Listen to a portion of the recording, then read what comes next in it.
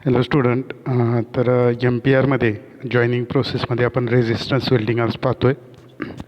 तर resistance welding हे pressure वेल्डिंगचा एक टाईप आहे.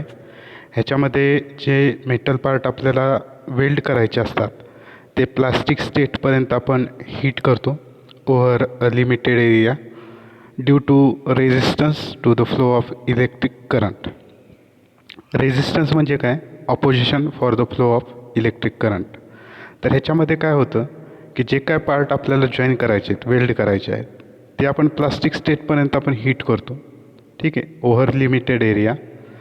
आता हे कशामुळं हीट होतात, ह्याचा हीट सोर्स कशामुळं आहे? तर एक प्रकारचा रेझिस्टन्स करंट फ्लोला ऑफर झाल्यामुळं जो रेझिस्टन्स ऑफर झाला आहे त्याच्यामुळे हीट जनरेट होते आणि आपण मेकॅनिकल प्रेशर अप्लाय केल्याच्या नंतर ते कंप्लीट वेल्ड होणार आहे.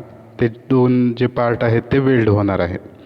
म्हणजेच ह्याच्यामध्ये ही रेझिस्टन्स वेल्डिंग प्रोसेस ही जी आहे ती प्रेशर टाईपची वेल्डिंग प्रोसेस आहे, प्रेशर वेल्डिंग प्रोसेस आहे. म्हणजे ह्याच्यामध्ये वेल्ड कंप्लीट होण्यासाठी आपण मेकॅनिकल प्रेशरचा ॲप्लिकेशन ह्याच्यामध्ये करत असतो. आता ह्याच्यामध्ये दोन पार्ट आपल्याला जोडायचे आहेत, ते हीटच्या साह्यानं जोडायचे आहेत. तर हीट कशामुळे जनरेट होते? तर करंट फ्लोला जेव्हा रेझिस्टन्स ऑफर होतो म्हणजे तिथं रेझिस्टन्स तयार होतो, दोन इलेक्ट्रोड आहेत आणि त्याच्यामध्ये जर आपण वर्कपीस ठेवला तर काय होणार आहे, त्या करंट फ्लोला एक प्रकारचा रेझिस्टन्स किंवा ऑपोजिशन ऑफर होणार आहे आणि ते रेझिस्टन्समुळं हीट जनरेट होते. ते हीट जनरेट किती होते? H is equal to I²RT. H म्हणजे हीट, आय म्हणजे करंट, आर म्हणजे रेझिस्टन्स आणि T is time or duration of current flow. So in this heat developed is proportional to resistance of the joint. आता याच्यामध्ये resistance वेल्डिंगचे प्रकार कोणते कोणते आहेत? तर स्पॉट वेल्डिंग आहे, त्याच्यानंतर बट वेल्डिंग आहे. बटमध्ये दोन प्रकार आहेत, फ्लॅश बट वेल्डिंग आहे, अपसेट बट वेल्डिंग आहे. त्याच्यानंतर सीम वेल्डिंग आहे, प्रोजेक्शन वेल्डिंग आहे आणि परक्युशन वेल्डिंग आहे. आता पहिलं आहे स्पॉट वेल्डिंग. आता इथं तुम्हाला डायग्राम दिसत असेल बघा, इथं डायग्राम तुम्हाला दिसते स्पॉट वेल्डिंगची. तर ह्याच्यामध्ये दोन्ही इलेक्ट्रोड असतो, एक इलेक्ट्रोड फिक्स असतो आणि दुसरा जो इलेक्ट्रोड आहे तो मूवेबल असतो. म्हणजे आपण पेडस्टल जे आहे त्याच्यावरती जेव्हा प्रेशर अप्लाय करतो तेव्हा तो इलेक्ट्रोड आपण मूव्ह करू शकतो वर आणि खाली.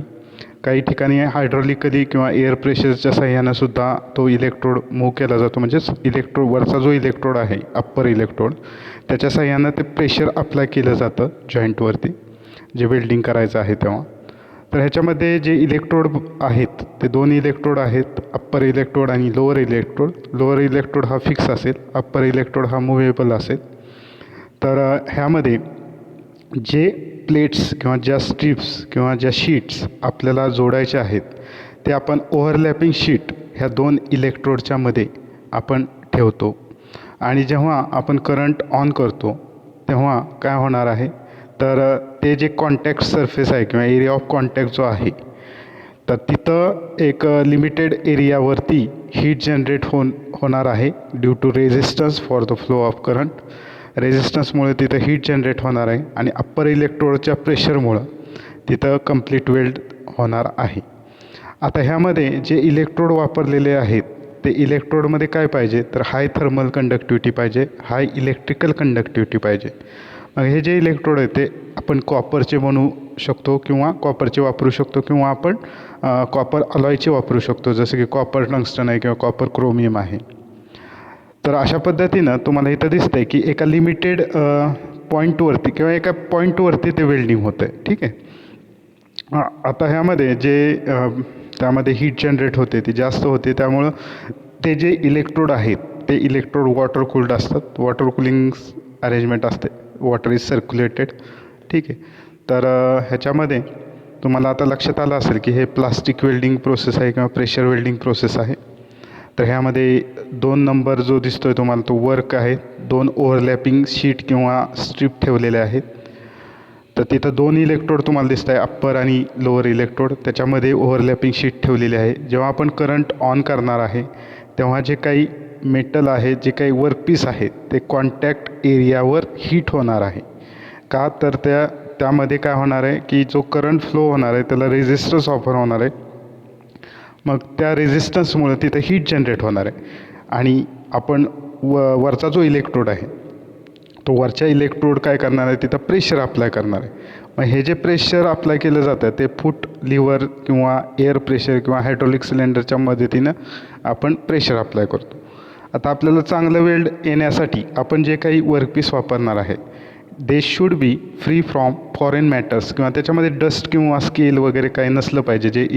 जे काही वर्कपीस आपण जोडायचे आहेत ते फ्री फ्रॉम स्केल किंवा free from dust foreign matter असले पाहिजेत. म्हणजे क्लीन वर्कपीस आपण वापरणार आहेत. इलेक्ट्रोडचं टिपसुद्धा क्लीन असलं पाहिजे. तर ह्याचे ॲडव्हान्टेजेस काय आहेत स्पॉट वेल्डिंगचे? स्पॉट म्हणजे काय, एका विशिष्ट पॉईंटवरती वेल्डिंग होणार. तर ह्याचे ॲडव्हान्टेज आहेत, लो कॉस्ट आहे ह्याची, आणि जे प्रॉडक्ट आपण वेल्ड करतो किंवा जे काही वेल्डिंग प्रॉडक्ट आहे त्याच्यामध्ये युनिफॉर्म वेल्डिंग होत असतं. त्याच्यानंतर एज प्रिपेअर करण्याची गरज नाही आहे. ह्याचा वेल्डिंग स्पीड जास्त असतो. पण ह्याचं लिमिटेशन असं आहे की स्पॉट वेल्डिंगमध्ये स्ट्रेंथ कमी येते, वेल्डची स्ट्रेंथ कमी आहे. त्याच्यानंतर करोजन रेझिस्टन्स कमी प्रमाणात आहे. त्याच्यानंतर हे जे काही वेल्ड आहे ते अगली किंवा ॲपिरन्स त्याचा चांगला नसेल, आणि कधीकधी त्याच्यामध्ये क्रॅक पण पडू शकतात ते वीक असल्यामुळं. तर ह्याचे जे ॲप्लिकेशन आहेत, तर आपल्याला समजा बॉक्स वेल्डिंग करायचं आहे किंवा कॅन किंवा आपल्याला केसेस असतील किंवा ॲटोमोबाईल बॉडीज असतील, पॅनल असतील, फ्रेम असतील, तर त्याचं वेल्डिंग करायचं असेल तर आपण स्पॉट वेल्डिंग वापरतो. नेक्स्ट आहे सीम वेल्डिंग. सीम वेल्डिंग जे आहे ते स्पॉट वेल्डिंगसारखंच आहे, फक्त फरक काय आहे तर ह्याच्यामध्ये जे इलेक्ट्रोड वापरलेले आहेत ते व्हीलच्या स्वरूपात वापरलेले आहेत. आणि ते जे काही व्हीलच्या स्वरूपात इलेक्ट्रोड वापरलेले आहेत ते रोटेटिंग व्हील्स आहेत. आता दोन रोटेटिंग व्हील्स तुम्हाला इथे दिसत आहेत, अप्पर इलेक्ट्रोड व्हील आणि लोअर इलेक्ट्रोड व्हील. त्याच्यामध्ये जे ओव्हरलॅपिंग शीट किंवा स्ट्रीप आहे किंवा प्लेट आहे ती ठेवलेली आहे. आता काय होणार आहे तर हे जे दोन इलेक्ट्रोड व्हील्स आहेत ते अपोजिट डायरेक्शननं रोटेट होत आहेत, आणि त्याच्यामध्ये आपण जे ओव्हरलॅपिंग शीट ठेवलेलं जे जोडायचं आहे ते आपण ठेवलेलं आहे. आता त्यामुळं काय होणार आहे की वरचा जो इलेक्ट्रोड आहे ते इलेक्ट्रोड जो आहे तो प्रेशर अप्लाय करणार आहे. ठीक आहे.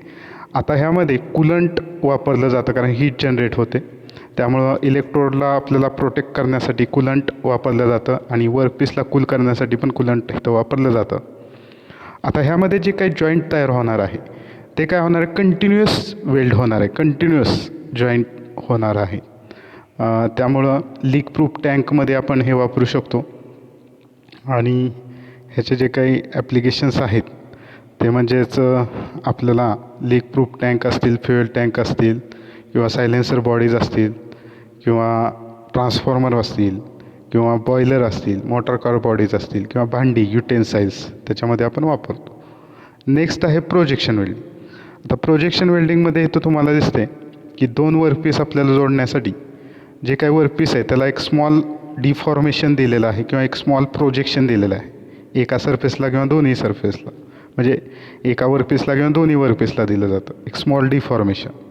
मग हे जे काही स्मॉल डिफॉर्मेशन आहे त्याला आपण प्रोजेक्शन असं म्हणतो. हे एम्बॉसिंग, कॉइनिंग किंवा मशिनिंग करून दिलं जातं. जेव्हा आपण करंट स्टार्ट करणार आहे तेव्हा काय होणार आहे, तिथं रेझिस्टन्स ऑफर होणार आहे. मग हे जे प्रोजेक्शन आहे ते सॉफ्ट होणार आहे, ते मेल्ट होणार आहे, आणि जो वरचा इलेक्ट्रोड आहे तो वरचा इलेक्ट्रोड त्याच्यावरती प्रेशर अप्लाय करणार आहे. त्यामुळं अप्पर इलेक्ट्रोडच्या प्रेशरमुळं वरचा जो वर्कपीस आहे तो वर्कपीस काय होणार, खालच्या वर्कपीसवर कोलॅप्स होणार किंवा खाली पडणार आहे. आणि पडल्यावर तिथं प्रेशर जे अप्लाय केले त्याच्यामुळे तिथं वेल्ड होणार आहे. ठीक आहे. बघा ह्याच्यामध्ये जे वर्कपीस आहे त्याला स्मॉल डिफॉर्मेशन म्हणजे प्रोजेक्शन दिलेलं आहे, आणि जेव्हा आपण करंट स्टार्ट करू तेव्हा तिथं रेझिस्टन्स ऑफर होतो, आणि रेझिस्टन्समुळे हीट जनरेट होते. मग ते प्रोजेक्शन जे दिलेलं आहे तुम्हाला दिसतंय डायग्राममध्ये प्रोजेक्शन दिलेलं, ते सॉफ्ट होतं, मेल्ट होतं, आणि वरच्या इलेक्ट्रोडच्या प्रेशरमुळं ते काय होतं, खाली वरचा जो वर्कपीस आहे तो खाली काय होणार आहे, सॉफ्ट झाल्यामुळे ते प्रोजेक्शन सॉफ्ट झाल्यामुळे वरचा इलेक्ट्रोडच्या प्रेशरमुळे ते वर्कपीस खाली आदळणार किंवा पडणार आहे खाली फोर्समुळं, आणि तिथं ते काय होणार आहे, वेल्ड होणार आहे. फक्त एक लक्षात घ्यायचं आहे की ह्याच्यामध्ये जे वर्कपीस आपल्याला जॉईन करायचे आहेत ते फ्री फ्रॉम स्केल असले पाहिजेत किंवा त्याच्यामध्ये डर्ट नसली पाहिजे, कारण डर्ट वगैरे असेल तर करंट फ्लोमध्ये व्हॅरिएशन होऊ शकतं आणि वेल्ड स्ट्रेंथ आपल्याला कमी मिळू शकते. तर जे काही प्रोजेक्शन आहे ते ॲन्युलर किंवा रिंग शेपचं असू शकतं, किंवा जर आपल्याला थिक शीट असेल तर डोम म्हणजे घुमटाकृतीसुद्धा आपण जे काही प्रोजेक्शन आहे त्याचा शेप देऊ शकतो. तर अशा पद्धतीनं हे फ्लॅटनिंग आउट इफेक्टमुळं ते तिथं जोडलं जातं. ह्याचे ॲडव्हान्टेज असं आहेत की स्ट्रॉंगर वेल्ड स्ट्रक्चर आहे, कोणत्याही प्रकारचं डिप्रेशन त्याच्यामध्ये तयार होत नाही. त्याच्यानंतर युनिफॉर्म वेल्डिंग आहे आणि ह्याचा ॲपिअरन्स हा स्पॉट वेल्डिंगपेक्षा चांगला असतो. फक्त ह्याचं लिमिटेशन असं आहे की ह्याचे जे इलेक्ट्रोड आहेत ते साईजनं थोडेसे लार्ज असतात. तर अशा पद्धतीने ह्याचे जर ॲप्लिकेशन पाहिलं तर जे काही प्रोजेक्शन वेल्डिंग आहे त्याचं ॲप्लिकेशन आहे joining nut bolt and stud to steel plate. Steel plate जी आहे त्याला आपल्याला नट जोडायचं असेल, बोल्ट जोडायचा असेल किंवा स्टड जोडायचा असेल, किंवा आता कार बॉडीजमध्ये पण किंवा शिपमध्ये पण ह्याचा ॲप्लिकेशन आहे, रेफ्रिजरेटर वर्कमध्ये पण ह्याचं ॲप्लिकेशन आहे.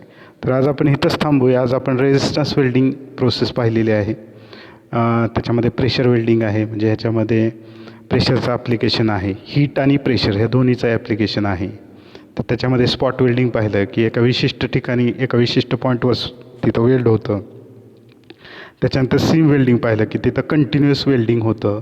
प्रोजेक्शन वेल्डिंग पाहिलं की जे प्रोजेक्शन दिलेलं आहे वर्कपीसला ते सॉफ्ट होतं आणि फ्लॅटनिंग आउट इफेक्टमुळं आणि वरचं इलेक्ट्रोडच्या प्रेशर अप्लाय केल्यामुळं तिथं ते जॉईंट होतं.